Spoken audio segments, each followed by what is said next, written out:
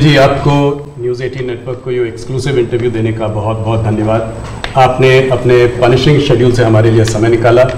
इस इंटरव्यू को हम थोड़ा अलग तरीके से करेंगे, कुछ बिग पिक्चर क्वेश्चंस पूछेंगे। शुरुआत में हमारे संग हमारे दो कलीग्स जुड़े हुए हैं, एक महाराष्ट्र के एंकर हैं, दूसरे हमारे कर्नाटका के एडिटर हैं।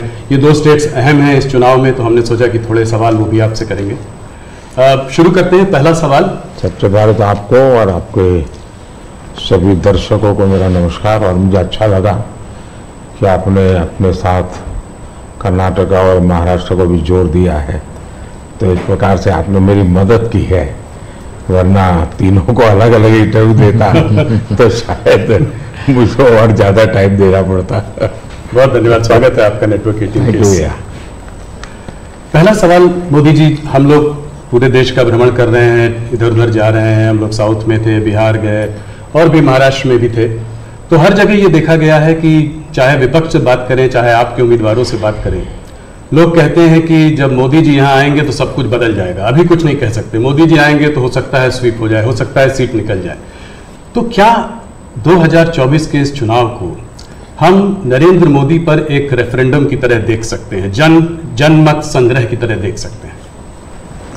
अब ये तो सारा खेल मीडिया के लोगों का होता है, किस समय किस प्रकार से एनालिसिस करना। लेकिन मैं इतना कहूंगा कि मैं कोई चुनाव के समय काम करने वाली सरकार नहीं चलाता हूं।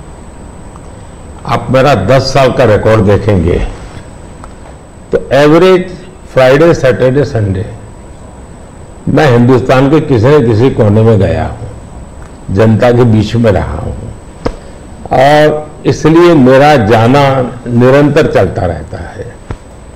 और चुनाव में मैं मानता हूं कि लोकतंत्र का उत्सव ऐसा है कि सभी राजनीतिक दलों का कर्तव्य है कि ज्यादा से ज्यादा लोगों के बीच जाएं, जाकर के एक प्रकार से प्रशिक्षण का काम होना चाहिए, संवाद होना चाहिए, विचार विमर्श होना चाहिए। तो मैं एक राजनीतिक क्षेत्र के कार्यकर्ता के नाते चुनाव हो या न हो, मैं इसे अपना कर्तव्य मानता हूं और इसलिए मैं जाता हूं। जहां तक ये 2 फेज का सवाल है, मैंने ऐसा जन समर्थन बहुत कम चुनावों में देखा है जो मैं इस बार देख रहा हूं। एक प्रकार से चुनाव जनता जनार्दन लड़ रही है, सुशासन के लिए लड़ रही है, अपने सपनों को साकार करने के लिए लड़ रही है। ऐसा मुझे लगता है, शायद मैं तो शायद एक निमित्त हूं। इस बार मेरा जरा ज्यादा उत्साह है लोगों के बीच जाने का, और पहले के तुलना में शायद मैं ज्यादा बार जाना भी चाहता हूं, इसलिए कि जो जनता जनार्दन इतने उमंग और उत्साह के साथ इतनी बड़ी जिम्मेदारी उठा ली हो, तो वो जनता जनार्दन को जाकर के उनको प्रणाम करना, नमन करना, उनका आशीर्वाद लेना, ये मुझे अपना कर्तव्य लगता है। और मैं देखता था जो फर्स्ट राउंड हुआ, तो मैंने किसी दोस्तों को कहा था कि पहले राउंड में ये हमारे खिलाफ जो लोग मोर्चा लगा के बैठने की कोशिश कर रहे हैं, पहले राउंड में वो पस्त हो गए जी। और कल मैंने देखा दूसरे राउंड में ये ध्वस्त हो चुके हैं। यानी पहले लोगों ने पस्त कर दिया, अब ध्वस्त कर दिया। मोदी जी, जब कैंपेन की आपने शुरुआत की थी तो बड़े हाई नोट पे ये कैंपेन की शुरुआत हुई थी। आपने कहा, आपने अपने सरकार के पूरे काम का परिचय दिया, आपने डेवलपमेंट एजेंडा को लेकर आगे बढ़े, इकोनॉमी पर आपने जो है बहुत प्रकाश डाला, और इसके ऊपर बहुत काम हुआ भी है। अभी इधर उधर 1-2 चरण के बाद आते आते आपने जो है राजस्थान में एक रैली में एक कांग्रेस के मैनिफेस्टो पर एक डायरेक्ट अटैक किया। आपने ये तक कहा कि इनका एक स्कीम है जिससे कि ये वेल्थ डिस्ट्रीब्यूट करना चाहते हैं, ये पता लगाना चाहते हैं किसके पास कितनी जमा पूंजी है, किसके पास कितना पैसा है, किसके पास कितना सोना है, सिल्वर है, चांदी है, और उसको वो मुसलमानों में और घुसपैठियों में बांट देना चाहते हैं। क्या ये थ्रेट इतना रियल है? क्या आपको ऐसा दिखता है? मुझे लगता है कि शायद आपकी टीम ने मेरा पूरा कैंपेन को ट्रैक नहीं किया है, या शायद विकास की बहुत सी बातें ऐसी होती हैं जिसको शायद टीआरपी के हिसाब से बैठता नहीं होगा। लेकिन आपने देखा होगा कि मेरा पूरा इलेक्शन कैंपेन दो चीजों पर केंद्रित है। एक, हमने समाज कल्याण को लिए, लोक कल्याण के लिए क्या काम किए, और सबसे बड़ा फर्क है और सरकारों में ये सरकार में, वो ये है कि लास्ट माइल डिलीवरी ये हमारी विशेषता है। नीतियां तो कोई सरकारें बनाती है, कोई सरकार बुरा करने के लिए तो आती नहीं है, अच्छा करना चाहती है। लेकिन कुछ लोगों को अच्छा करना आता है, कुछ लोग अच्छा होने का इंतजार करते हैं। मैं ऐसा हूं कि मेहनत करके जो अच्छा हो करूं, मेरा हमेशा ऐसा रहा है। अब देखिए, मैं चुनाव में लगातार बोल रहा हूं कि हमने गरीबों के लिए 4 करोड़ घर बनाए। मैं इतना लोगों को कहता हूं कि आप इस चुनाव प्रचार में जाएं तो मेरी मदद करें कि जिसके घर बनाना भी छूट गया हो, हर गांव में एक तो निकलेंगे, उनकी सूची में भेजो, ताकि जैसे ही मेरा तीसरा टर्म शुरू होगा मैं इस काम को आगे बढ़ाना चाहता हूं। 3 करोड़ घर और मैं बनाना चाहता हूं। अब आयुष्मान भारत योजना दुनिया की सबसे बड़ी health insurance and health assurance की स्कीम है ये जी।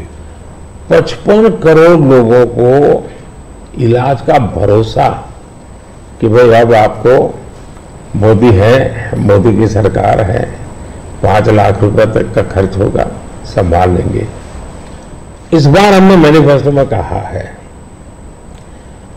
कि किसी भी वर्ग का, किसी भी समाज का, किसी भी बैकग्राउंड का व्यक्ति क्यों न हो, जिस भी परिवार में 70 से ऊपर की आयु के जो भी व्यक्ति होंगे, पुरुष स्त्री सब, उन सबको हम ये 5 लाख रुपए तक मुफ्त इलाज की सुविधा देंगे। इस बार हमने मैनिफेस्टो में ये भी कहा है कि जो आशा वर्कर हैं, आंगनवाड़ी वर्कर हैं, उनको हम इसका बेनिफिट देंगे। ट्रांसजेंडर जितने भी हैं, किसी भी आयु की क्यों न हो, हम उनको ये बेनिफिट देंगे। तो ये बात हम लोगों को बताते हैं। अब आप देखिए जी, हमारे देश में बैंकों का राष्ट्रीयकरण हुआ, ये जो मिलकर जब्त करने के खेल चल रहे हैं ना जी, पहले कर चुके हैं जी। सारी बैंकें प्राइवेट थे, लूट लिया रातों रात, गरीबों के नाम पे लूटा गया। लेकिन हमारे देश की बैंकें खस्ता हाल हो गई। आधे से अधिक आबादी ऐसी थी कि गरीबों के नाम बैंक तो लिया, लेकिन बैंक खाता नहीं था।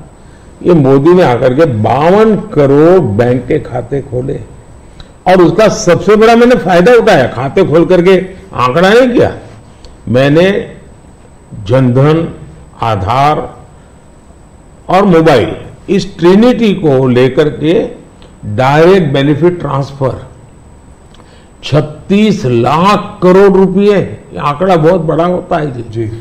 36 लाख करोड़ रुपए डायरेक्ट बेनिफिट ट्रांसफर लोगों के खाते में गए। अगर मैंने बैंक खाते न खोले होते तो इनका बड़ा फाइनेंशियल इंक्लूजन इस दुनिया में, पूरी दुनिया में एक साल में जितने अकाउंट खुलते होंगे ना, उससे ज्यादा काम हमारे देश में हुआ है। जल जीवन मिशन हमारे देश में जी 3-4% घरों में भी घर में नल से जल आता था, वो भी ज्यादातर अर्बन लोकेलिटी में। आज 14 करोड़ ग्रामीण परिवारों को नल से जल पहुंचा है। अब ये सारे काम है, 25 करोड़ लोग गरीबी से बाहर ऐसे ही नहीं आए जी। हमने उनको इतना सशक्त बनाया, और मेरी स्ट्रेटेजी यही है कि हम गरीब को इतनी ताकत दें कि गरीब खुद गरीबी को परास्त करे। और जब गरीब अपने मेहनत से गरीबी को परास्त करता है ना, उसके बाद उसको गरीबी में वापस नहीं जाना, ये संकल्प बन जाता है। और वो देश की शक्ति बन जाता है। आज हमें फायदा है, 25 करोड़ लोग गरीबी से बाहर आए, बहुत बड़ा अचीवमेंट है जी, दुनिया इसकी तारीफ कर रही है जी। और ये एक मॉडल बनेगा जी।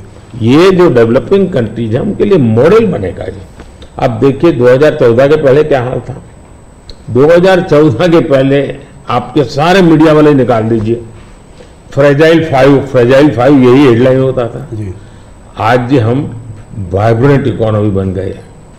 IMF ने दुनिया के 150 देशों का समूह, जिसमें चाइना भी है, हिंदुस्तान भी है, जिसको हम कहें कि एक डेवलपिंग कंट्रीज है या जो इमर्जिंग इकोनॉमी वाले देश हैं, ऐसा का एक समूह का उनको क्लासिफाई करके उन्होंने उसका एनालिसिस किया। बड़ा इंटरेस्टिंग है, यानी एक प्रकार से ये इंडिया का पीयर ग्रुप हम कह सकते हैं। अब देखिए क्या एनालिसिस है। 1998 इंडिया पर कैपिटा GDP इस पीयर ग्रुप से 30% के आसपास थी, यानी पूरा 150 देशों का जैसे उस समय अटल जी की सरकार थी। 98 में अटल जी की सरकार है। 98 से 2004 अटल जी के अपने कार्यकाल में ये 30% को 35% ले गए। अच्छा था, अच्छा प्रोग्रेस हुआ। लेकिन दुर्भाग्य देखिए जी, 2004 में ये सब खिचड़ी कंपनी आ गई और ये खिचड़ी कंपनी ने अटल जी की मेहनत जो थी उस पर पानी फेर दिया। 35% को 30 पर ले आ गए वो लोग। यानी इन सारी कंट्रीज ने भारत से ज्यादा अच्छा परफॉर्म किया और हमने बुरा किया। यूपीए की सरकार में भारत डेवलपिंग वर्ल्ड की अपेक्षा और गरीब हो गया। हमसे गरीब थे वो भी हमसे आगे निकल गए। लेकिन 2014 में हमारे सरकार बनने के बाद 2019 तक में आपको खुशी होगी, हम 30 पर से 37 पे पहुंचा दिया और 24 तक मैं जब पहुंचा हूं ये मामला 42% पहुंच गया है। यानी 30 छोड़ा था, हम 42 ले और ये हाईएस्ट है जी। यानी हमारी इनकम दुनिया के और देशों की अपेक्षा बहुत तेजी से बढ़ी है। अगर आप 10 साल के कालखंड में इन्फ्लेशन को भी ले, जो महंगाई की इतनी चर्चा करते हैं ना, तो ये 10 साल सबसे कम इन्फ्लेशन वाला कालखंड रहा है। ये मैं इतना सारा जो कहता हूं और हकीकत के आधार पर कहता हूं, कठोर परिश्रम करने के बाद अचीव किया है जी। पूरी सरकार को मोबिलाइज किया है और लक्ष्य को पार करने के लिए जी जान से जुड़ गए हैं। उसके बावजूद भी मोदी क्या कहता है? मोदी ने कहा भाई ये तो ट्रेलर है, मुझे तो और आगे जाना है और नई नई आकांक्षाएं और मैं बहुत तेजी से बढ़ना चाहता हूं देश को लेकर के।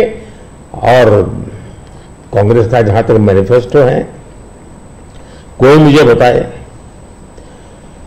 क्या चुनाव के अंदर पॉलिटिकल पार्टियों के मैनिफेस्टो ये कोई शोपीस के लिए होते हैं क्या?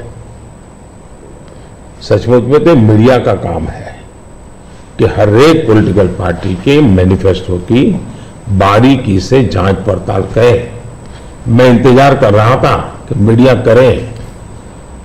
पहले दिन मैंने एक कमेंट तो कर दिया था जी, मैं कोई आज कर नहीं रहा जी, कि भाई मुझे मैनिफेस्टो देख करके लगता है कि इस पर पूरी तरह मुस्लिम लीग की छाप है।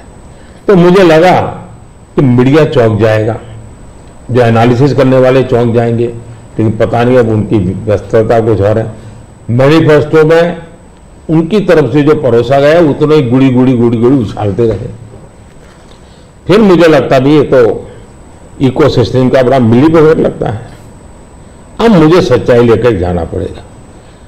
मैंने काफी 10 दिन इंतजार किया कि देश इस मैनिफेस्टो में जो बुराइयां हैं उसको कोई न कोई, क्योंकि निष्पक्ष तरीके से आता है तो अच्छा है, आखिरकार मुझे मजबूरन ये सच्चाइयां लेकर के आनी पड़ी।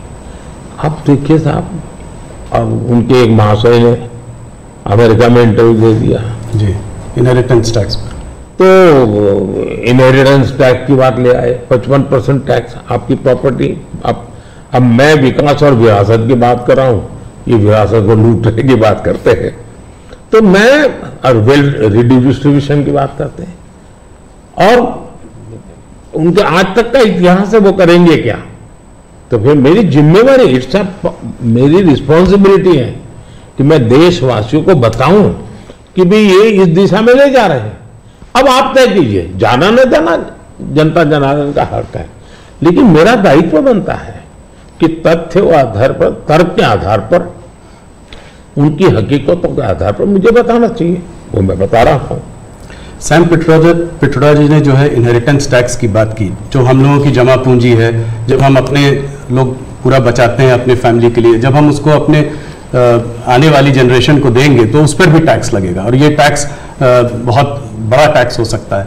तो क्या आप कहेंगे कि बीजेपी अगर आएगी तो इस टैक्स को कभी नहीं लागू करेगी? भारतीय जनता पार्टी क्या करेगी, हमारे मैनिफेस्टो में साफ हमने लिख करके लाए हुए। अब उन्होंने कहीं सगुफा छोड़ दिया तो मैं भी वो झंडा लेके घूमूंगा, ये सवाल आपके मन में कैसे आ जाता है? भारतीय जनता पार्टी की विचारधारा साफ है जी। हम अपनी विचारधारा के आधार पर कार्यक्रमों को लेकर के, मैनिफेस्टो को लेकर के देश के सामने जाते हैं। कृपा करके ऐसे महासभाओं के विचारों को हम पे मत थोपिए भाई। मोदी जी, राहुल गांधी ने एक बात और कही है, वो कहते हैं कि जब वो सरकार अगर उनकी आएगी तो वो एक नेशनल एक्सरे कराएंगे। इसी से जुड़ा सवाल है, इसीलिए मैं पूछना चाह रहा हूं, एक नेशनल एक्सरे कराएंगे। बात सिर्फ कास्ट सेंसस की नहीं है जो कि वो करते आए हैं, उस पर भी मैं आपका मत जानना चाहूंगा, मगर बात वो कहते हैं इससे आगे है, बात कास्ट की नहीं, बात जस्टिस की है। और वो कहते हैं कि हम जो है एक सोशियो इकोनॉमिक सर्वे लाएंगे, एक इंस्टीट्यूशनल सर्वे लाएंगे, और उसमें देखेंगे कि किसके पास किस जाति और किस उस वर्ग के पास क्या है, कितना धन है, कितनी इंस्टीट्यूशंस में भागीदारी है, और उसके बेसिस पर हम इस पूरे सिस्टम को रीडिस्ट्रीब्यूट करेंगे। इसको आप कैसे देखते हैं? सबसे पहले तो इस देश में जो लोग अपने आप को राजनीति के एक्सपर्ट मानते हैं, जो लोग देश के उतार चढ़ाव को बड़ी बारीकी से अध्ययन करते हैं, सबसे पहले उनका दायित्व है कि वो ऐसे लोगों को पूछे कि जिस परिस्थितियों का वर्णन आप कर रहे हो, अगर ये सही है तो 50, 60, 65 साल तो आपने राज किया भाई, ये मुसीबत के जो जन्मदाता आप हो, और आपने अब तक की बर्बादी लाई क्यों? पहले उनका जवाब मांगो भाई, नंबर 1। नंबर 2, एक्सरे का मतलब क्या है जी? मतलब हर परिवार में जाना, घर घर छापा मारना, अगर किसी अनाज के डिब्बे में किसी महिला ने अपने गहने छपा के रखे हैं, उसको भी एक्सरे किया जाएगा, उनके गहने ले लिए जाएंगे, जमीनों का हिसाब किताब किया जाएगा, और फिर उसको रिडिस्ट्रीब्यूट करेंगे। ये दुनिया में एक माओवादी विचार ने सब किया हुआ है, दुनिया बर्बाद हो चुकी है जी। ये पूरी तरह अर्बन नक्सल उस सोच का सीधा सीधा प्रगटीकरण है, और इसलिए मैनिफेस्टो आने के 10 दिन तक बाद भी ये जो जमात आए दिन लिखापट्टी करती है ना, वो चुप रही, उनके प्रोटेक्शन में चुप रही है। तब मिलकर मेरी जिम्मेवारी बन जाती है कि देश को जगाना कि भाई देखिए आपको लूटने की ये तरकीब हो रही है। और दूसरा पार्ट है, डॉक्टर मनमोहन सिंह जी वगैरह उन्होंने हर बार कहा है कि भाई जो भी संपत्ति होगी इस पर पहला अधिकार किसका होगा। तो हिसाब किताब वो साफ है, वो क्या करना चाहते हैं। आपने ये सवाल भी उठाया है। 2006 का एक वीडियो जो वायरल हो रहा है, जिसमें मनमोहन सिंह जी ने कहा है कि गरीब मुसलमानों का पहला अधिकार रिसोर्सेज पर है, ये उन्होंने साफ कहा है। आपने उसको मैनिफेस्टो में भी ये बात पॉइंट आउट की है कि ओबीसी रिजर्वेशन का जो है पार्ट लेकर वो मुसलमानों को दे देना चाहेंगे, और 2004 से 2014 के बीच में उन्होंने 4-5 बार ऐसा करने की कोशिश की भी है। अरे भाई, ये तो बड़ा इंटरेस्टिंग सवाल आपने पूछा है।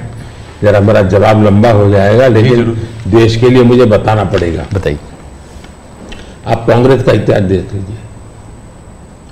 90 के दशक से ये मांग उठी है देश में। समाज का एक बहुत बड़ा तबका है जिसको लगता था कि हमारे लिए कुछ होना चाहिए, उसके लिए आंदोलन हुए हैं। 90 से पहले कांग्रेस ने पूरी तरह इस बात को खारिज कर दिया, उसका विरोध किया, उसको दबाने की कोशिश की है। यानी 90 के पहले का उनका दशक है। फिर उनको जितनी भी कमीशन बने, जितनी कमेटियां बनाई, उसकी भी रिपोर्ट्स ओबीसी के विचार के पक्ष में आने लगे। अब उनके सिफारिशों को भी वो नकारते रहे, रिजेक्ट करते रहे, दबाते रहे। 90 के दशक में उनको लगा कि भी अब इसको जरा उनकी वोट बैंक की राजनीति के अनुसार उसको टर्न दिया जाए। उन्होंने पहला पाप किया क्या, 90s के दशक में कर्नाटका में उन्होंने धर्म के आधार पर, आपको याद होगा, कर्नाटका में उन्होंने धर्म के आधार पर मुसलमानों को ओबीसी घोषित कर दिया। यानी देश के ओबीसी को नकारना, उस विचार को दबाना, उस विचार को रिजेक्ट करना, लेकिन राजनीति खातर मुसलमानों को ओबीसी घोषित कर देना। केंद्र से कांग्रेस गई, 2004 तक ये प्लान ठप रहा, उनका इरादा पक्का नहीं हुआ। 2004 में वो फिर आए, तो आते ही आंध्र में मुस्लिम को ओबीसी कोटा ये देना तय कर लिया। मामला कोर्ट में जाके उलझ गया। अब ओबीसी के 27% जो आरक्षण में मिला हुआ है, भारत के संसद ने दिया है, संविधान के मूलभूत भावना के प्रकाश में दिया है। 27% शहद लगाने की उन्होंने तैयारी कर दी, डाका डालने की कोशिश की। 2006 में नेशनल डेवलपमेंट काउंसिल की मीटिंग हुई थी, एनडीसी की। मनमोहन जी के बयान पर बहुत बड़ा हंगामा हो गया। 2 साल कांग्रेस पूरी चुप रही। 2009 के घोषणा पत्र में फिर से इसका जिक्र किया। 2011 में कैबिनेट नोट है इसका। 2011 के कैबिनेट नोट में ओबीसी के 27% हिस्सा डाका डाल करके उसमें से मुसलमानों को दे देना उन्होंने तय किया जी। 2012 यूपी चुनाव में भी उन्होंने इसकी एक असफल कोशिश की, फायदा नहीं हुआ। 2012 आंध्र हाईकोर्ट ने इसको रिजेक्ट कर दिया, रद्द कर दिया, कानूनी जजमेंट आ गया। एससी में गए, सुप्रीम कोर्ट में गए, वहां भी उनको कोई रिलीफ नहीं मिला। 2014 के घोषणा पत्र में भी धर्म के आधार पर आरक्षण की बात कही है, जबकि हिंदुस्तान का संविधान जब बना तब तो कोई आरएसएस वाले, बीजेपी वाले संविधान सभा में नहीं थे। बाबा साहब आंबेडकर जैसे लोग बैठे थे, पंडित नेहरू जैसे बैठे थे, सरदार वल्लभ भाई बैठे थे, देश के कई महापुरुष बैठे थे। उन सब ने लंबे चिंतन के बाद तय किया था कि भारत जैसे देश में धर्म के आधार पर आरक्षण नहीं दिया जा सकता। 2024 के चुनाव में आप देख रहे हैं उनका मैनिफेस्टो, और मैंने कहा इस पर पूरी तरह मुस्लिम लीग की छाप है, यानी मुस्लिम लीगी नीतियां उन्होंने अपनाना शुरू किया। अब ये जो उन्होंने स्थितियां बनाई हैं, मुझे बताइए कि देश के लोगों को ये जिस प्रकार से संविधान की धज्जियां उड़ा रहे हैं, जिस प्रकार से लोग बाबा साहब आंबेडकर को अपमानित करते हैं, एससी एसटी के आरक्षण पर भी खतरा, तलवार लटका देते हैं, ओबीसी का तो जीना मुश्किल कर देंगे। क्या मुझे देश की जनता को प्रशिक्षित करना चाहिए कि नहीं करना चाहिए? मैं सभी जो भी विद्वान लोग हैं, जो कलम के धनी हैं, जो निष्पक्ष हैं, उनका ये दायित्व बनता है कि ऐसे समय देश को वो एजुकेट करें, सही चीजें बताएं। कांग्रेस का कहना है कि उन्होंने ऐसा स्पेसिफिकली नहीं बोला है। जो कि उन्होंने मैनिफेस्टो में बोला है, उसमें लिखा है कि इनकरेज और असिस्ट करेंगे स्टूडेंट्स को बिलोंगिंग टू द माइनॉरिटीज। उन्होंने ये कहा है कि will ensure minorities receive there fair share of opportunities, ये बोला है। तो इसको आप कैसे पढ़ते हैं, मतलब उनके मैनिफेस्टो को? मुझे पकड़ने की जरूरत नहीं, मैंने 1990 से आपको हिसाब दिया है जी। 1990 का हिसाब देखोगे, उसके बाद आप क्या कहोगे मुझे? अब मुझे उसमें एनालिसिस करने की जरूरत ही नहीं पड़ती जी। आपको 1990 से लेकर के डॉक्टर मनमोहन सिंह जी के 2009 के बयान तक और सारी चीजों को एक टेबल पर लेकर के देखोगे तो आप बिल्कुल इसमें से क्या निकालोगे भाई? मैं नहीं निकाल रहा हूं जी। हर एक को यही निकालना पड़ेगा भाई। हाँ, मतलब कि एक करके यहां जाएंगे वो।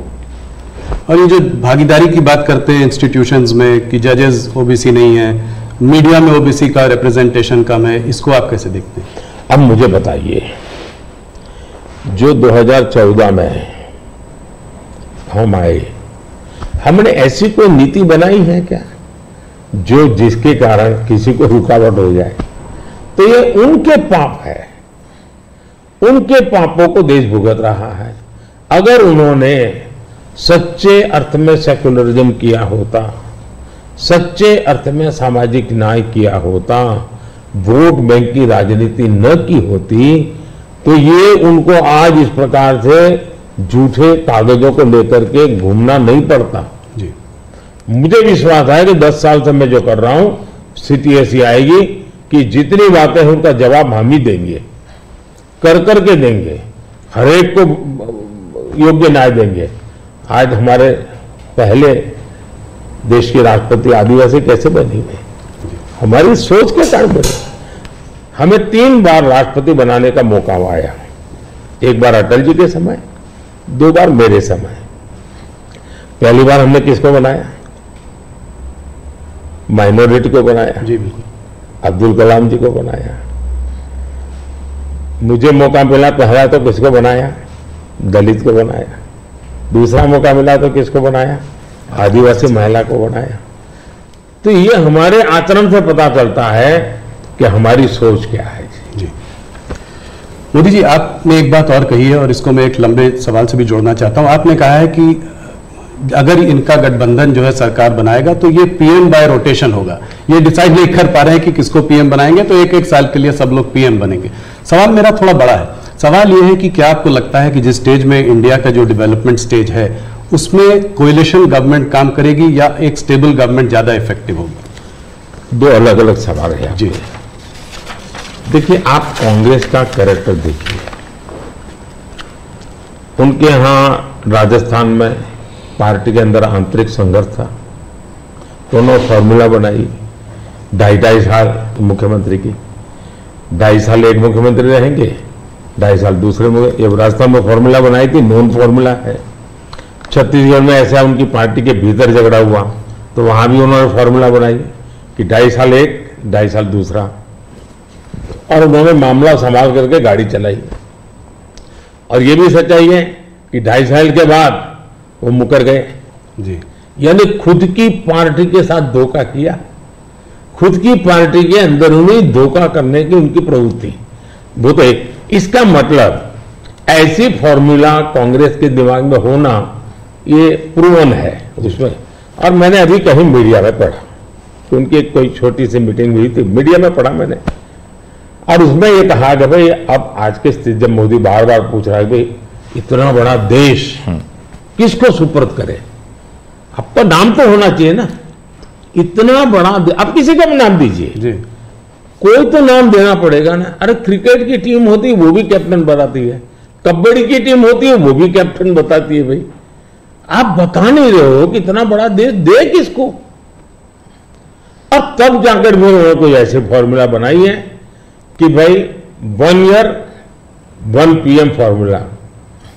अब एक पीएम 1 साल रहेगा तो आएगा, पूरी नई सरकार बनाएगा, कैबिनेट बनाएगा, तो फिर शपथ समारोह चलते रहेंगे 5 साल, और क्या होगा जी। और देश संकट समारोह में उलझता रहेगा, वो शपथ समारोह में उलझते रहेंगे। अब कोई देश ऐसे चल सकता है? इतना बड़ा देश जी। देश ने 30 साल तक अस्थिरता देखी है, मिलीजुली सरकारों का दौर देखा है, आज दुनिया में भारत के प्रति विश्वास बढ़ा है। उसका कारण भारत के 140 करोड़ लोगों ने एक स्थिर, मजबूत, स्पष्ट बहुमत वाली सरकार बनाई। तो कोई भी भरोसा करेगा भाई हाँ इस सरकार के पास मैंडेट है, मिलीजुली सरकार पर कोई भरोसा ही नहीं करता है। और इतना बड़ा देश ऐसे थोड़ा चल सकता है। लेकिन आज देश की राजनीति ऐसी है कि कोई एक पार्टी कितने ही बहुमत से क्यों न जीते, उसने रीजनल एस्पिरेशंस को ऑनर करना ही होगा। और इसलिए हमें पूर्ण बहुमत मिला, फिर भी हम सरकार एनडीए की बनाते हैं, एनडीए के साथियों को लेकर के बनाते, क्योंकि एक पार्टी को पूर्ण बहुमत मिलने के बाद भी देश के राजनीतिक उज्जवल भविष्य के लिए, देश के लोगों के एस्पिरेशंस के लिए, रीजनल एस्पिरेशंस को उतना ही रिस्पेक्ट देना चाहिए, उतना ही हिस्सा देना चाहिए। और ये कैरेक्टर एनडीए ने डेवलप किया है, भारतीय जनता पार्टी ने करके दिखाया है। आपने रीजनल एस्पिरेशंस की बात की तो उसकी बात हम लोग करेंगे। एक सवाल और जिससे पहले कि उस पर आते हैं, ऑपोजिशन की सारी पार्टीज, राहुल गांधी, कांग्रेस, सब ये कहते हैं कि मोदी जी ये जो है मैच फिक्सिंग कर रहे हैं इस चुनाव पर। उन्होंने कहा है कि ईडी, सीबीआई और ईवीएम के बिना आप चुनाव नहीं जीत सकते। क्या कहेंगे आप? ईवीएम का जवाब तो देश की सुप्रीम कोर्ट ने दे दिया है। और 2014 में इनके पास ईडी थी, इनके पास सीबीआई थी, तो हार क्यों गए भाई? मेरे होम मिनिस्टर तक तो जेल में डाल दिया था, तो हार क्यों तो गए वो? अगर ईडी सीबीआई से चुनाव जीते जाते तो ईडी सीबीआई का काम तो इतने सालों तक कांग्रेस ने किया है, वो जीत जाते हैं जी। और इतना बड़ा देश एक म्युनिसिपैलिटी का चुनाव फिक्स नहीं कर सकते हो भाई, जरा करके देखो, ये संभव होता है क्या फिक्सिंग? क्या क्या दुनिया को मूर्ख बना। लेकिन दुख इस बात का है कि ऐसी बातें करने वालों को आप मीडिया के लोग उनको पूछने के बजाय हमको पूछते हो। मोदी जी थोड़ा सा, लेकिन इसमें एक बात चौकस है जी, मैं मानता हूं पिछले कई दिनों से इंडिया अलायंस के लोग इतने निराश हो चुके हैं कि अभी उनको बहाने ढूंढना बहुत जरूरी बन गया है। क्योंकि पराजय के बाद भी लोगों के सामने जाने के लिए उनको इसलिए मैं समझता हूं शायद वो अभी से ये सारे तर्क ढूंढ रहे हैं कि पराजय के तर्क क्या होंगे। शायद उसी की उनकी इंटरनल एक्सरसाइज है ये।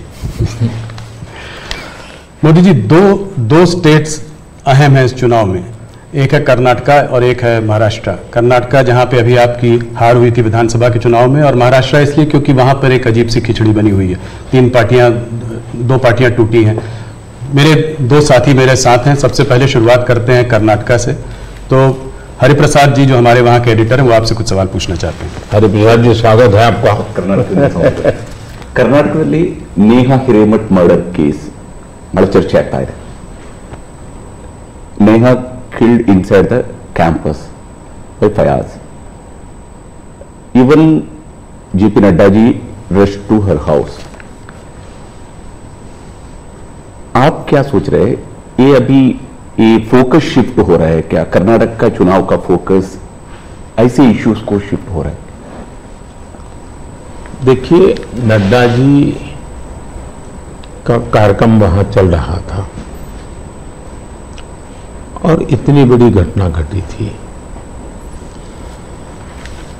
और ऐसी चीजों में हमें वो किस दल के थे, वो कांग्रेस के थे, उसकी बेटी की हत्या हो गई तो हमारा क्या, ये हमारे संस्कार नहीं है, न ही हमारी सोच है।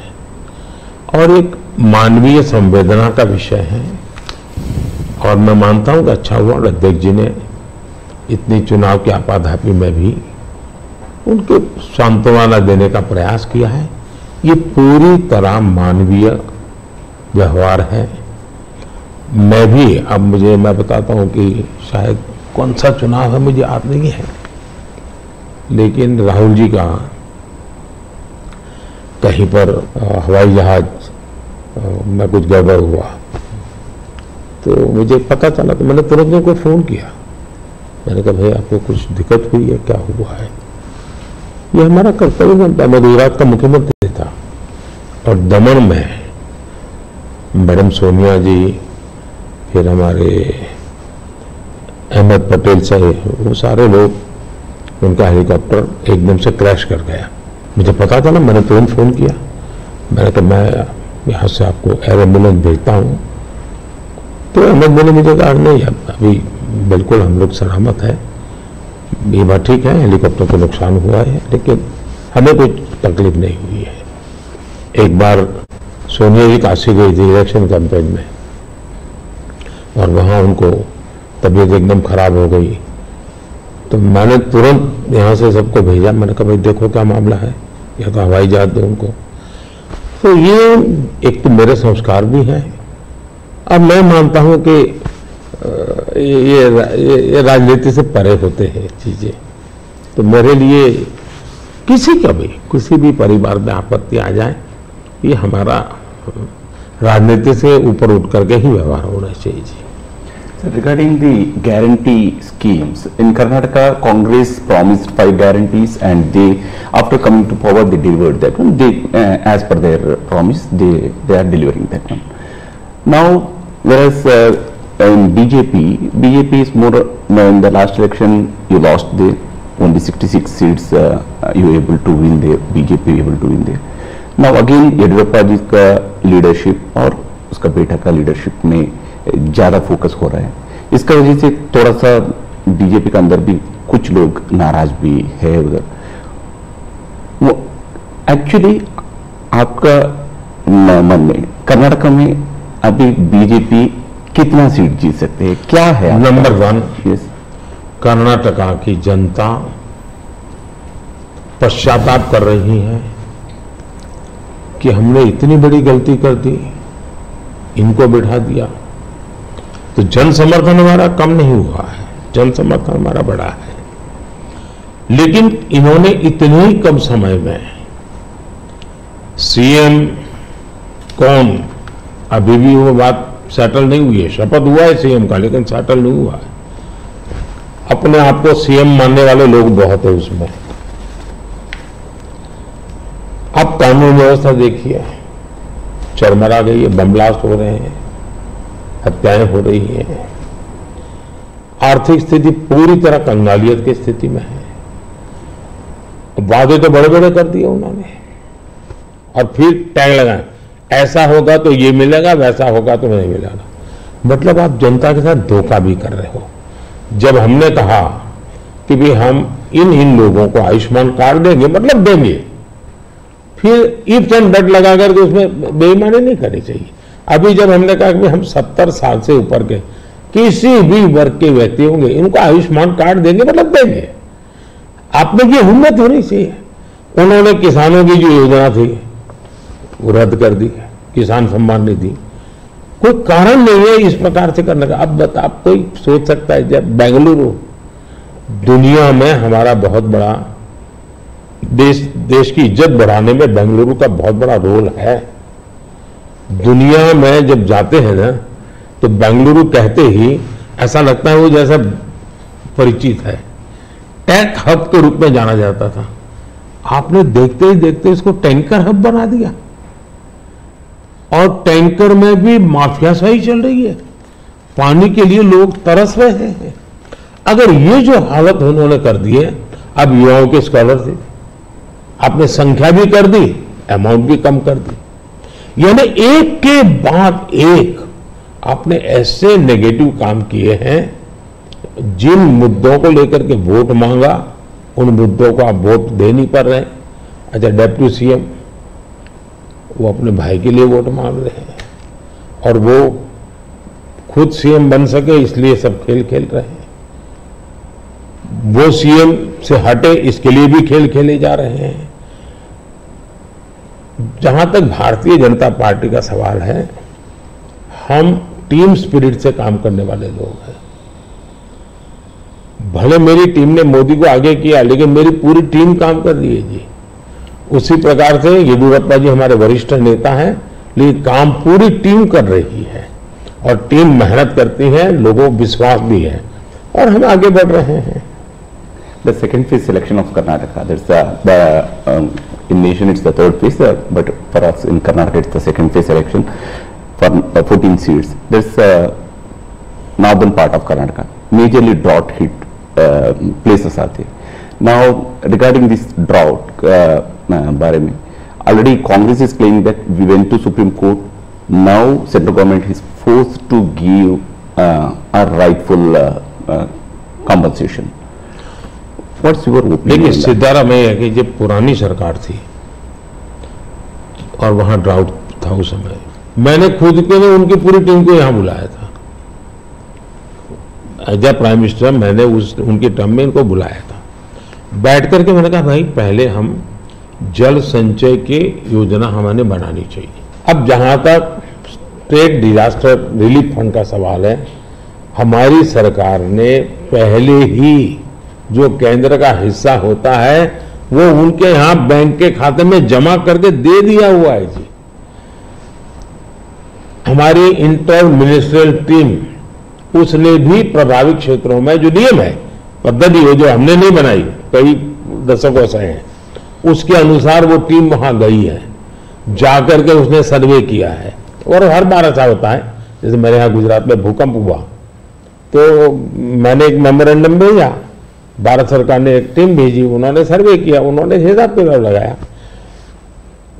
अब ये सारी प्रोसेस चली, आचार संहिता आ गई, तो हमने इलेक्शन कमीशन को कहा भाई हमारे सामने ये विषय है, हम इसको जैसे ही आप परमिशन देंगे हम देना चाहते हैं। एनडीआरएफ के तहत अब राशि रिलीज भी कर चुके हैं उस नियम के अंतर्गत। मोदी जी, थोड़ा सा हमारे संग हमारे एंकर जुड़े हुए हैं विलास बड़े, आपसे कुछ महाराष्ट्र के बारे में बातचीत करना चाहते हैं। नमस्कार भैया। मोदी जी तुम्हाला महाराष्ट्राचा नमस्कार, महाराष्ट्राकडून नमस्कार। महाराष्ट्र में बीजेपी को उन 23 सीटों को बचाना है जो आपने 2019 में जीती थी, लेकिन इस बार महाराष्ट्र में एक पूरी खिचड़ी बनी हुई है। शिवसेना और एनसीपी टूटी है, उनके दो पार्टनर आपके साथ है, जो दो गुट है आपके साथ है। क्या उद्धव ठाकरे जी और शरद पवार जी के साथ या उनके पक्ष में आप कोई एक सिंपैथी की लहर देख रहे? देखिए, पहली बात तो मैं महाराष्ट्र के सभी लोगों को मेरा नमस्कार, और मेरे लिए अच्छी बात है कि मैं अलग से महाराष्ट्र के विषय को लेकर के आपसे बात कर रहा हूं। अब देखिए, ये बात सही है कि वहां लंबे अरसे से मिलीजुली सरकार चलती है। विलासराव देशमुख थे तब से लेकर के आप देखिए, इवन शरद पवार भी जब मुख्यमंत्री बने थे वो भी पूर्ण बहुमत के साथ अकेले नहीं बन पाए थे। दूसरा, महाराष्ट्र का दुर्भाग्य रहा है कि लंबे अरसे से 5 साल तक कोई एक मुख्यमंत्री रहा नहीं है।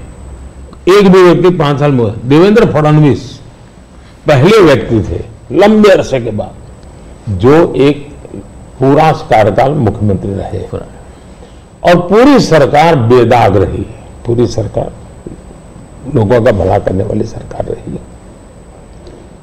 अब सिंपैथी हमारे साथ होनी चाहिए कि जो लोग हमारे साथ चुनाव लड़े, जो लोगों ने हमारे साथ चुनाव लड़ करके महाराष्ट्र के लोगों से वोट मांगा, लेकिन मुख्यमंत्री बनने के खुद के व्यक्तिगत महत्वाकांक्षा के कारण और उसमें अहंकार भर गया, इसके कारण आपने बाला साहब ठाकरे के जमाने से बनी बनाई इस जोड़ी को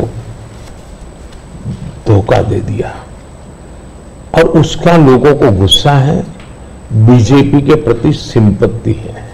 दूसरा, शिवसेना के अंदर जो तूफान खड़ा हुआ या एनसीपी के अंदर जो तूफान खड़ा हुआ, वो साफ साफ दिखता है कि जब आप अपने परिवार के लोगों को ही प्राथमिकता देते हैं और बाकियों को नहीं देते हैं, तो कभी न कभी तो कठिनाई पैदा होती है। शरद राव के घर में जो मुसीबत है उनके पारिवारिक झगड़ा है, भतीजा संभाले कि बेटी संभाले। यहां भी इनका झगड़ा यही है कि भाई और कोई सक्षम नेता ऊपर आए कि खुद का बेटा भले अभी जैसे यहाँ एक परिवार में कांग्रेस के चल रहा है उस पर, तो वो झगड़ा उनका है जी। और मैं मानता हूं हमारा देश इस प्रकार के पारिवारिक झगड़ों के प्रति नफरत करता है, सिंपैथी नहीं करता है। तो ये बिल्कुल ही आप सिंपैथी शब्द लेकर के सिंपैथी दिलवाने की अगर कोई कोशिश करता है तो मैं समझता हूं वो भी फेल जाने वाली है। लोग नफरत करते हैं, लोग ऐसी चीजों को स्वीकार नहीं कर सकते कि भाई ये तुम्हारे घर के झगड़े तुम घर में निपटो ना, महाराष्ट्र को क्यों बर्बाद कर रहे हो। तो गुस्सा है। दूसरी बात है, जहां तक आज सिंधे जी के नेतृत्व में जो सरकार चल रही है, भारतीय जनता पार्टी का ज्यादा सीटें होने के बाद मैंने त्याग किया है। त्याग महाराष्ट्र की भलाई के लिए किया है। कुछ लोगों को लगता था कि हम सीएम बनना चाहते हैं, नहीं, तो हम सीएम बन सकते नहीं बने हैं। महाराष्ट्र की जनता को हमने कन्विंस किया है कि हम महाराष्ट्र के लिए जीते हैं, हमारे लिए नहीं जीते हैं। और इस चुनाव में ये सिंपैथी हमारे पक्ष में है कि इतना बड़ा दल, एक मुख्यमंत्री सफल रहा हुआ मुख्यमंत्री, वो आज डिप्टी सीएम बनकर के भी एक प्रकार से खुद के सम्मान को छोड़ करके आज भारतीय जनता पार्टी सिर्फ और सिर्फ महाराष्ट्र के उज्जवल भविष्य के लिए। और मैं मानता हूं हमारे देश में बंगाल बर्बाद हो गया, कोलकाता एक इकोनॉमी को ड्राइव करता था, लेकिन वहां इस प्रकार की उठापटक की राजनीति ने बर्बाद कर दिया। बिहार और उत्तर प्रदेश अस्थिरता की राजनीति ने तबाह करके रख दिए थे। महाराष्ट्र को इस हालत में जाने नहीं देना चाहिए। मुंबई देश की आर्थिक राजधानी है, हमें देश हित में भी महाराष्ट्र में मजबूती के साथ आगे बढ़ना चाहिए।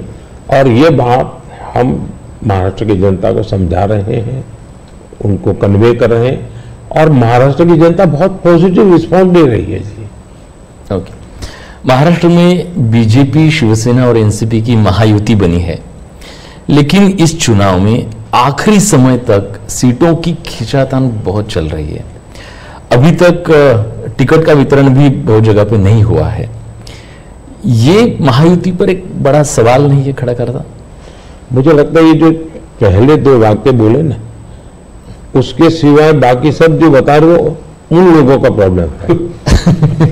वहां सीटें तय नहीं हो पा रही है, वहां निर्णय नहीं हो पा रहा है, वहां पैरेलल चुनाव लड़े जा रहे हैं। इस बाजू तो ऐसा ही नहीं, तो चल पड़े हैं लोग, मिलजुल करके सीटें तय करके चल पड़े हैं जी, और वेल इन एडवांस कर दिया है। शिवसेना, बीजेपी और एनसीपी, ये तीनों ने इसको कर लिया है।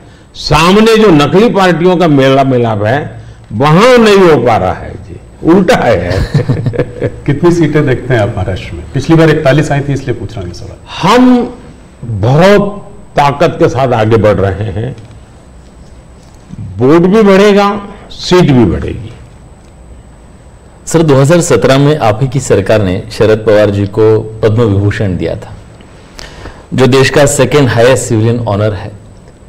लेकिन पिछले मंगलवार को शरद पवार जी ने एक कह दिया, मराठी में ते मराठीत असं म्हणाले की मोदी जी देशाचे नवे पुतीन आहेत, आप नए पुतीन बन रहे हैं।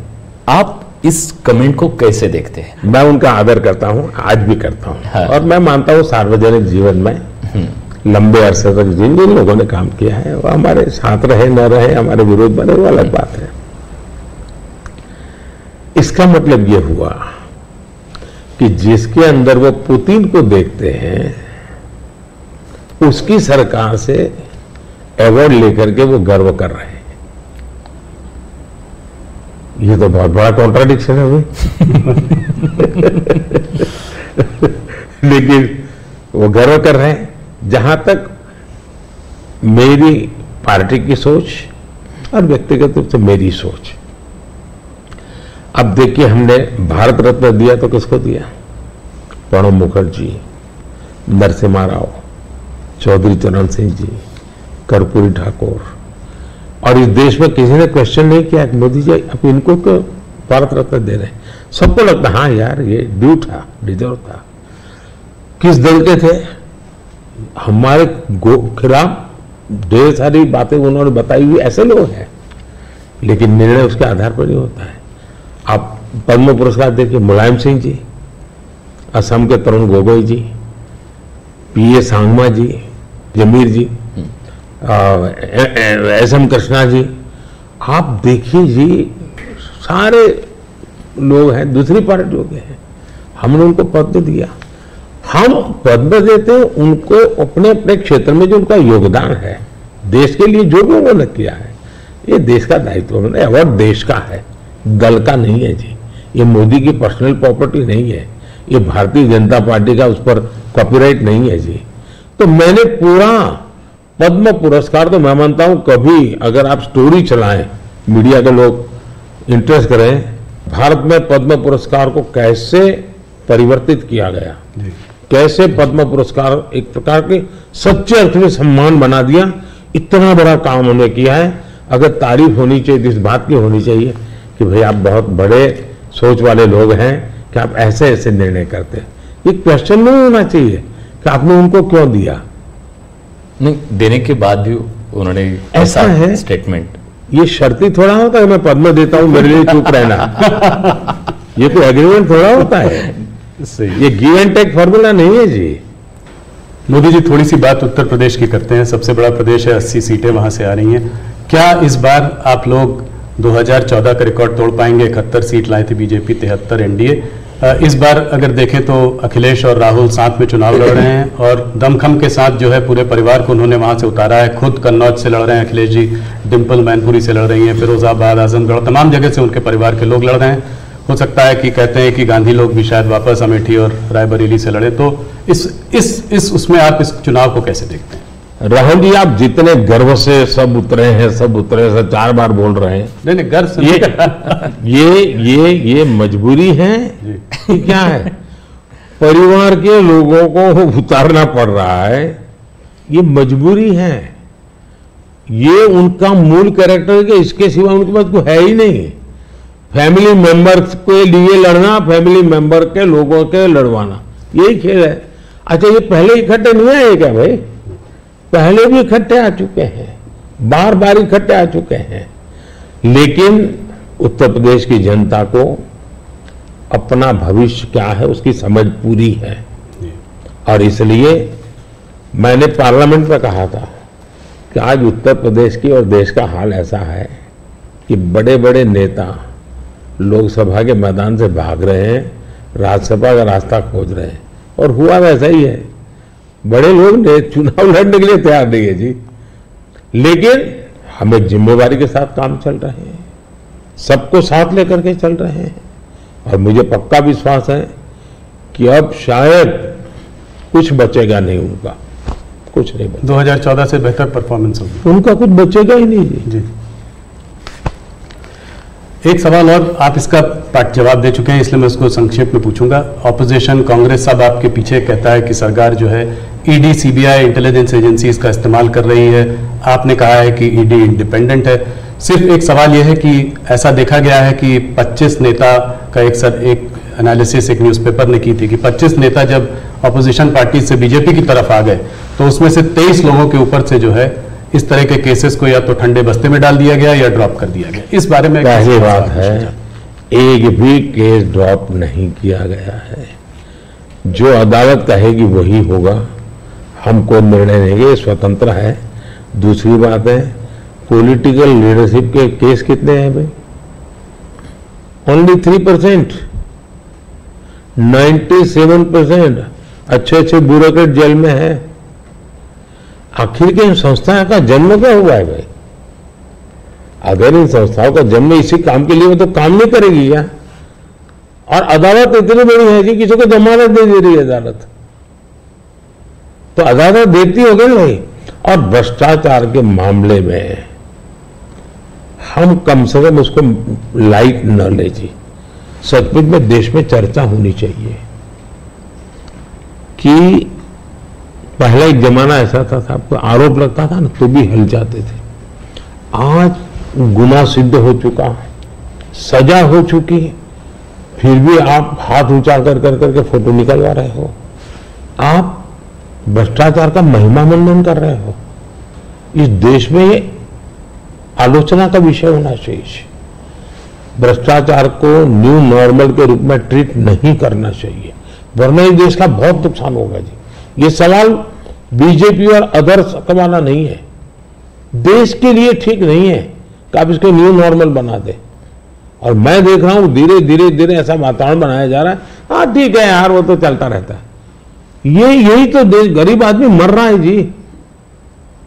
हमने कैसे भी करके इससे देश को मुक्त करना चाहिए, रिजर्व होना चाहिए कंट्री का, वो नहीं हो रहा है जी। और मैं तो मानता हूं कि भाई देखिए, मैं जो कोशिश कर रहा हूं, एक सिस्टम को पॉलिसी ड्रिवन बनाओ, टेक्नोलॉजी को भरपूर लाओ। आज हमने, पहले प्रधानमंत्री कहते थे 1 रुपया जाता है 15 पैसे पहुंचता है जी। आज मैं कहता हूं 1 रुपया जाता है पूरे 100 पैसे पहुंचते हैं, डायरेक्ट बेनिफिट ट्रांसफर। क्यों? सिस्टम को सुधारो भाई। हमने जेम पोर्टल बनाया, करप्शन को कम करने की दिशा में हमारा बहुत बड़ा कदम है जी। दूसरा, समाज को भी जगाओ, समाज को भी आदत डालो कि भ्रष्टाचार बुरा है, किसी भी स्तर पर भ्रष्टाचार से मुक्त रहना चाहिए। और देश में वो वातावरण बन रहा है, पॉलिटिकल लोगों को डर नहीं है। और मैं मानता हूं उसमें कुछ मात्रा में ये जो सिर्फ हमारा विरोध है इसलिए उनका समर्थन कर देना, ये शोभा नहीं देता है भाई। आपने पिछले कार्यकाल में काफी बड़े काम किए, आर्टिकल 370 को रद्द किया, सीएए को लेके आए, मगर ऑपोजिशन लीडर्स इस कैंपेन में सब कह रहे हैं कि अगर वो सरकार बनाएंगे तो इन सबको जो है सीएए को रिपील कर देंगे। ममता बनर्जी खास करके कह रही है सीएए को इंप्लीमेंट नहीं होने देंगी। इसको आप कैसे देखते हैं? पहली बात है कि जिसको भारत का संविधान समझ है, जिसको भारत के फेडरल स्ट्रक्चर का पता है, किसके पास कौन काम है वो सब पता है, वो कभी ऐसी बात बोलेंगे नहीं, क्योंकि ये उनके अधिकार क्षेत्र का विषय ही नहीं है जी। अगर मोदी भी राज्य का मुख्यमंत्री होता है तो नहीं कर सकता है जी। जो भारत सरकार के विषय है वो भारत सरकार करेगी, जो राज्य सरकार के विषय होते हैं वो राज्य सरकार करेगी। लेकिन जनता को मूर्ख बनाने की फैशन हो गई है, जनता को अंधेरे में रखने, इसलिए कुछ भी बोलते रहते हैं। दूसरी बात है, मैं चैलेंज करता हूं कांग्रेस पार्टी कल प्रेस कॉन्फ्रेंस करके बता दे कि हम 370 वापिस लाएंगे, क्योंकि 370 हटने के बाद ये लोग संविधान की इतनी बड़ी बातें करते हैं ना, बाबा साहब अम्बेडकर के नाम पर हमको इतनी गालियां देते हैं। हिंदुस्तान में बाबा साहब अम्बेडकर का संविधान पूरे देश में लागू नहीं हुआ था। जम्मू कश्मीर में 70 साल तक भारत का संविधान नहीं लगा है। ये हमने आकर के भारत के संविधान, और वहां दलितों को पहली बार आरक्षण मिल रहा है जी। वाल्मीकि समाज वहां रहता है, वहां पहली बार आरक्षण मिल रहा है। ये सब क्या बातें करते हैं जी। और उनकी हिम्मत है क्या वो प्रेस कॉन्फ्रेंस करके बोले कि हम 370 फिर से वापस लाएंगे? हिम्मत है तो कोई भी दल हिम्मत है तो आ जाए मैदान में। मोदी जी, बंगाल की तरफ चलते हैं। वेस्ट बंगाल में जो है इस बार चुनाव काफी जोरों में लड़ाई हो रही है। पिछली बार जब आप 2019 में 18 सीट लाए थे 42 में, तो लोग चकित रह गए थे, लोगों को उम्मीद नहीं थी कि आप 18 सीट लाएंगे। इस बार आपके एक नेता ने कहा है कि 36 सीट आ सकती है। राजनाथ जी ने मुझसे इंटरव्यू में कहा था कि 36 सीट आ सकती है। कैसे देख रहे हैं इस वक्त माहौल को? देखिए, जहां तक लोगों का चकित वाला जो आप कह रहे हैं ना, उनका प्रॉब्लम यह है कि मुझे 10 साल हो गए, अभी भी मानने को तैयार नहीं कि देश की जनता ने मोदी नाम के किसी व्यक्ति को प्रधानमंत्री बनाया। तो ऐसी एक जमात है जो देश के मैंडेट को स्वीकार करने को तैयार नहीं है जी। अब हकीकत है भाई कि देश की जनता हमको समर्थन दे रही है। आपने हिसाब लगाया था नहीं होगा नहीं होगा, वो तो आपकी गलती थी जी। लोग, हमारे तो लोगों के साथ संपर्क है, बट मैं मालदा में था, मैंने जी मैं हैरान था कितना बड़ा जबरदस्त वहां माहौल था जी। अब जनता जनार्दन का विश्वास बन रहा है कि देश में एक स्थिर मजबूत सरकार है। बंगाल में भी उसका परिणाम अच्छे मिले। और टीएमसी के शासन में महिलाओं पर जो अत्याचार हो रहे, संदेश खाली की जो घटना है पूरे देश को हिला दिया है जी। और उसका गुस्सा निकलना ही निकलना है। मतदान आखिर जनता के पास तो मताधिकार है, उससे से अपना गुस्सा निकालेंगे जी। तो गुस्सा निकलना है, बहुत स्वाभाविक है। आपने देखा होगा नोटों के ढेर, क्या कभी आपके टीवी वालों ने इतने सारे नोटों के ढेर कभी पकड़े गए देखा था? जी। पिछले कुछ सालों में आप लगातार 50 करोड़ के ढेर, 300 करोड़ के ढेर, 250 करोड़ के ढेर, 200 करोड़ के ढेर, देश चौंक गया है जी। आप कितना इसको दबाने की कोशिश करो, लेकिन देश के दिल दिमाग में स्थिर हो चुका है कि लूटने वाले लोग हैं। तो इस बार जीत और बड़ी होगी। बिल्कुल क्लीन स्वीप कर रहे हैं।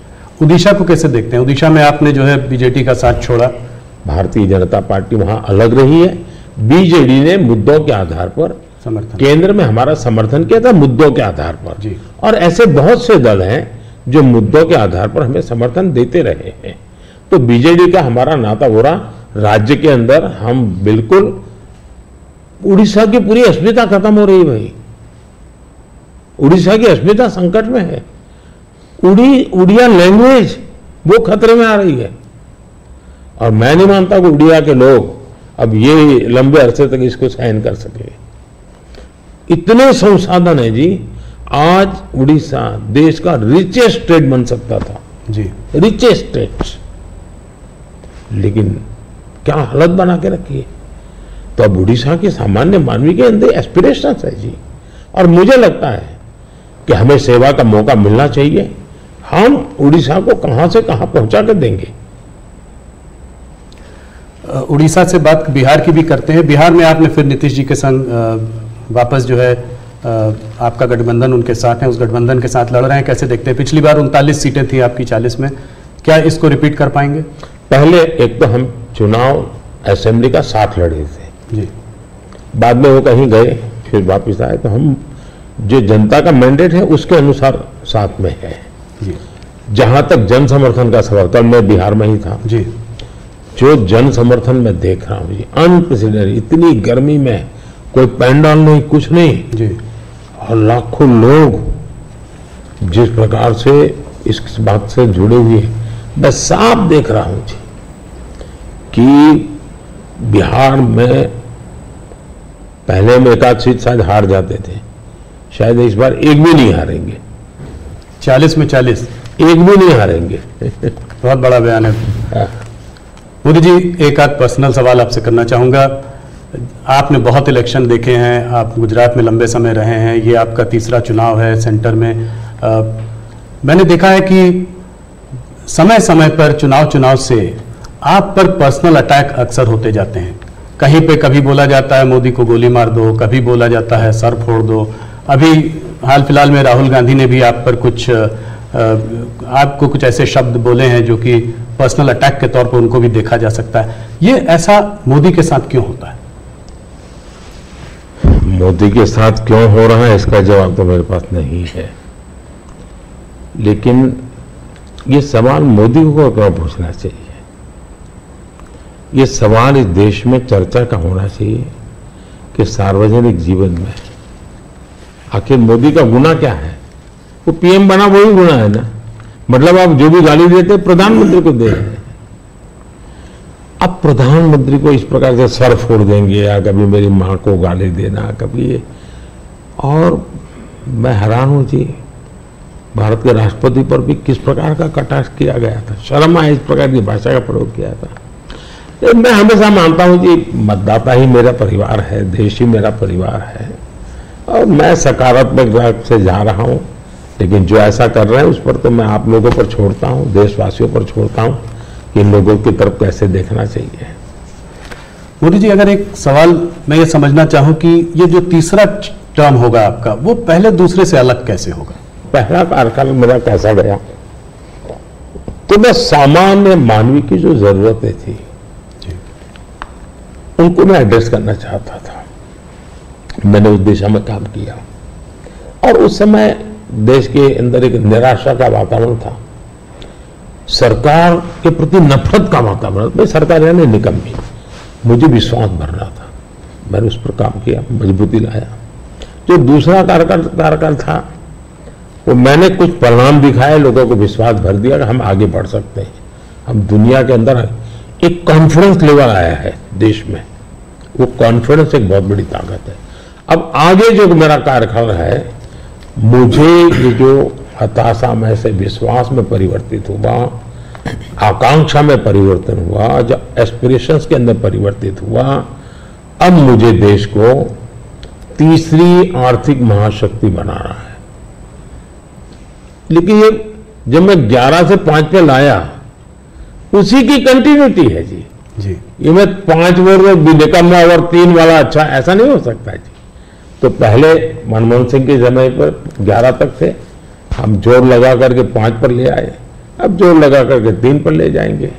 तो हम हर चीज में कंटिन्यूटी करना चाहते हैं।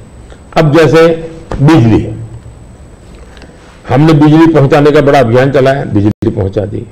अब मेरा लक्ष्य है पीएम सूर्यघर योजना और 0 बिजली बिल, और मैं हर घर पर सोलार सिस्टम लगे, और मैं सिर्फ बिजली का बिल 0 चाहता हूं, इतना ही, मैं 3 चीजें चाहता हूं। एक, हर परिवार का बिजली का बिल 0 हो। दूसरा, अतिरिक्त बिजली जो हो वो बेचे, कमाई करे। तीसरा, जमाना इलेक्ट्रिक व्हीकल का आएगा।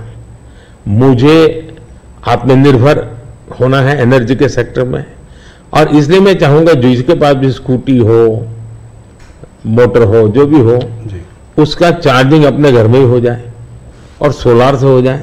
मतलब आज उसका जो ट्रांसपोर्टेशन का महीने का 1000-2000 रुपया खर्चा आता है, वो भी 0 हो जाए। ये त्रिविध बेनिफिट नागरिक को और देश को, पर्यावरण का बेनिफिट, देश को आज पेट्रोलियम इंपोर्ट करने का जो अरबों डॉलर जा रहे हैं बाहर, वो बंद हो जाएगा। तो मल्टीपल बेनिफिट वाला योजना। अब जैसे स्टार्टअप हब, मैन्युफैक्चरिंग हब बनाना है, मुझे इनोवेशन हब बनाना है, यानी मैं एक बिल्कुल नए एरिया पर देश को ले जाना चाहता हूं, और बड़े कॉन्फिडेंस का, और विजन मेरा क्लियर है, मुझे कोई दुविधा नहीं, मेरे पास तय है।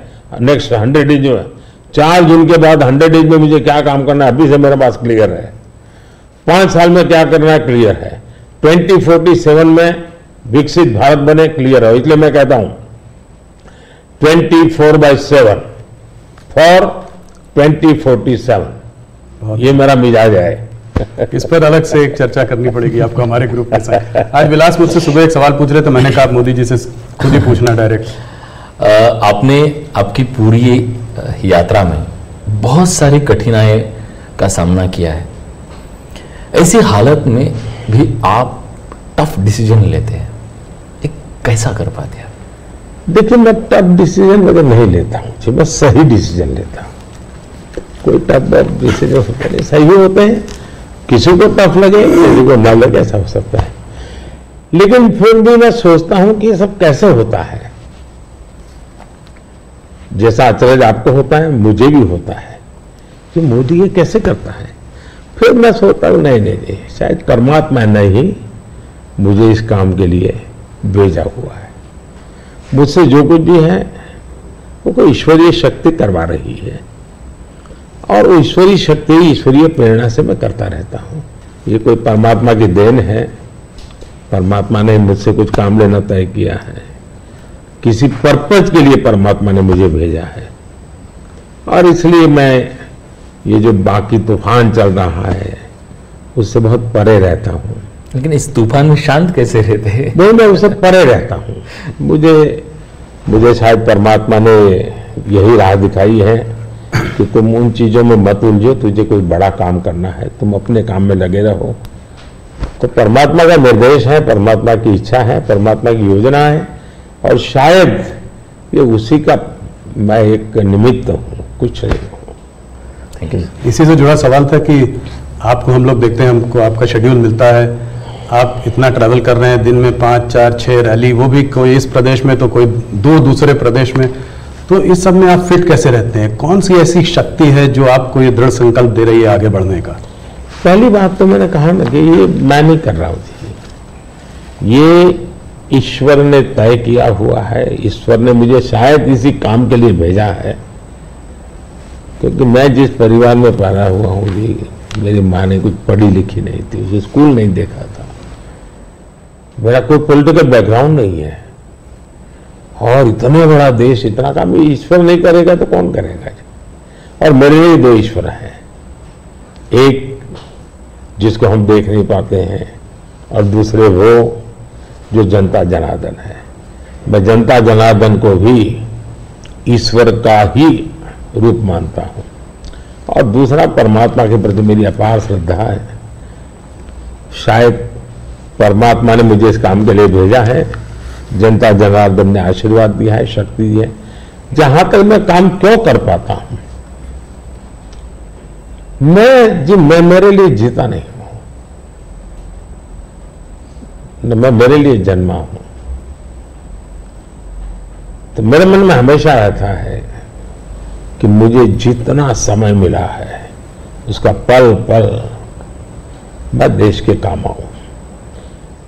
जहां तक मैं दौड़ता हूं, मैं मानता लोकतंत्र एक बहुत बड़ा उत्सव है, फेस्टिवल है जी। ये जनता जनार्दन के दर्शन करने का अवसर है जी। हमें मौका लेना चाहिए, जितना जनता जनार्दन के दर्शन कर सकते करना चाहिए।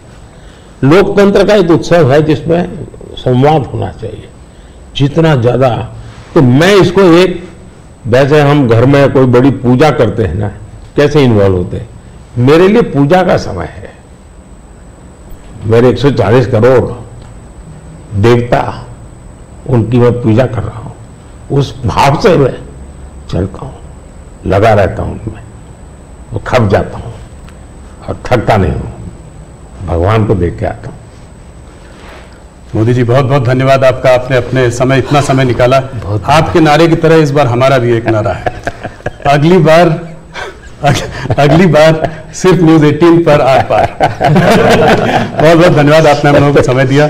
चलिए, बहुत बहुत धन्यवाद। धन्यवाद। सगळ्यांना माझे नमस्कार। सगळ्या महाराष्ट्रातल्या जनतेला